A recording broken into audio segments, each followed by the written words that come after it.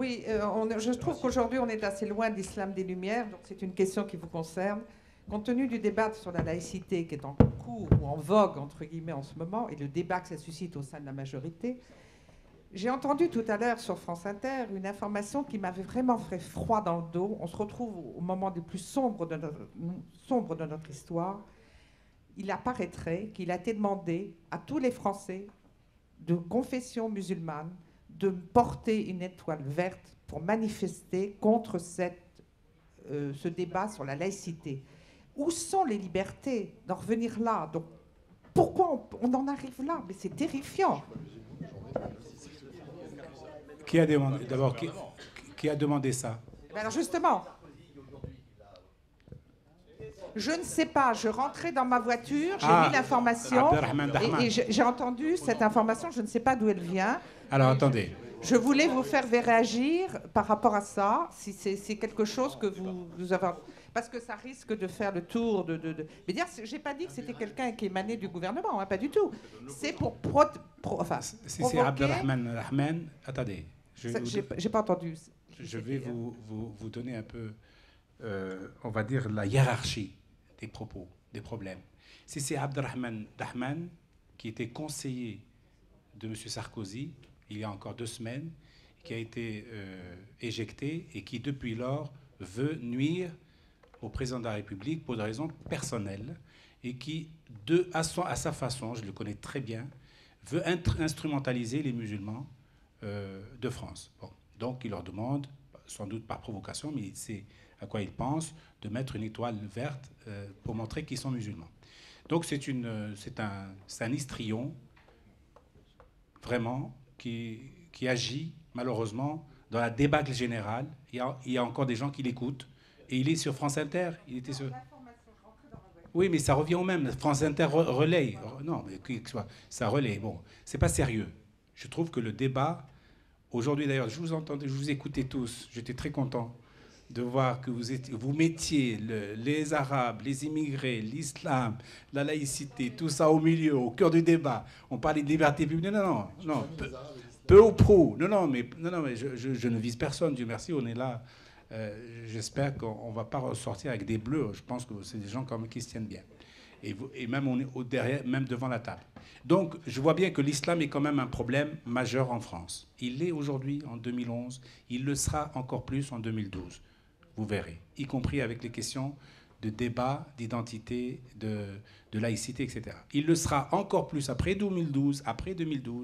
Et si vous voulez mon avis concernant le débat, moi j'ai dit, tout simplement, j'entends que tout un chacun puisse, en France, débattre de tous les sujets. Il n'y a pas un sujet tabou à mes yeux. Ni l'identité nationale, ni la laïcité, ni quoi que ce soit d'autre, parce que cela voudrait dire que nous avons des choses à cacher. Moi, personnellement, je n'ai rien à cacher, tous les débats me conviennent. En revanche, il y a le timing, il y a le ton, il y a l'orientation idéologique, il y a les gens avec qui débattre, etc. Et donc, ça pose beaucoup de problèmes techniques et des problèmes politiques. J'ai dit, il y a 3 jours, l'année prochaine, après les élections présidentielles, je serai le premier à appeler au débat de la laïcité et des religions. L'année prochaine, après les élections présidentielles.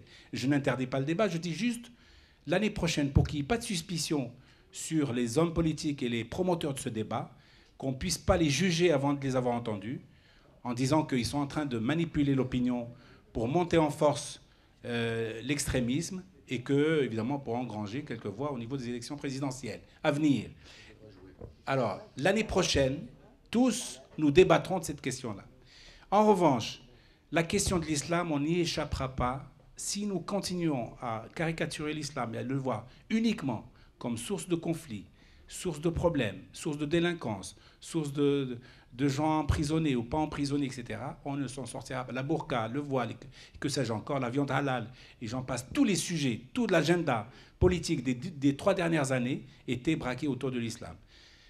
La France est un pays extraordinaire, mais il est d'autant plus extraordinaire quand, à ces problèmes, il en rajoute d'autres. L'affaire des caricatures, c'est la Hollande, on l'importe en France, ça devient un problème français. Et on s'excite plus en France qu'en Hollande. Hein. En Hollande, ça les gêne, mais nous, non. L'affaire des minarets, c'est suisse. Non, les Français, non. Au contraire, c'est un problème français. Oui, 2 minarets. Le terrorisme, jusqu'à maintenant, il a touché Dieu, et je touche du bois, ça touche Madrid et Londres. Et c'est ici qu'on s'excite. Et c'est ici que tous les préfets de France sont mobilisés 24 sur 24. Attendez, soyons sérieux. On a quand même démantelé quelques attentats. J'espère que vous allez en démanteler d'autres. Le problème n'est pas là. Je ne vous dis pas que Je dis tout simplement, osons poser le problème de l'islam dans la République. L'islam par rapport à la laïcité, l'islam par rapport aux autres religions. Pas maintenant, non. Pas maintenant. Un autre débat là, en 2013. C'est bon, Inch'Allah, en plus, il le dit sans accent. Moi, je suis prêt à partir sur tous les débats possibles, sauf qu'il faut que ce soit des débats de fond et des débats sérieux. Qu'on ne nous prenne pas pour des dindons qu'on manipule au quart de tour, comme ce Dahman-là, qui malheureusement trouve des micros qui se tendent devant lui, alors qu'il n'a rien à dire strictement, uniquement il veut nuire à quelqu'un, c'est une affaire strictement personnelle, il ne devrait pas être sur France Inter ou ailleurs. Et pourtant, si vous dites quelque chose contre l'islam, ou par rapport à l'islam, vous êtes tout de suite dans le 20h. Mais si vous dites, comme moi, depuis des années que je plaide pour un islam des Lumières, un islam intelligent, un islam qui s'assoit à la table de la République, qui discute avec des préfets sans les trucider, etc., eh bien, personne ne m'écoute. Et réciproquement. Monsieur Chebel, merci. On arrête là.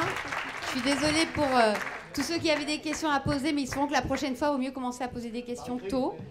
J'ai presque pas eu la parole, hein. C'est quand même scandaleux. Attendez, je rappelle le livre de Monsieur Chebel, Les grandes figures de l'islam, celui de Bruno Gassio qui vient de sortir, La Révolution, on se rappelle, chez Descartes. Et puis merci encore messieurs parce que c'était vraiment intéressant.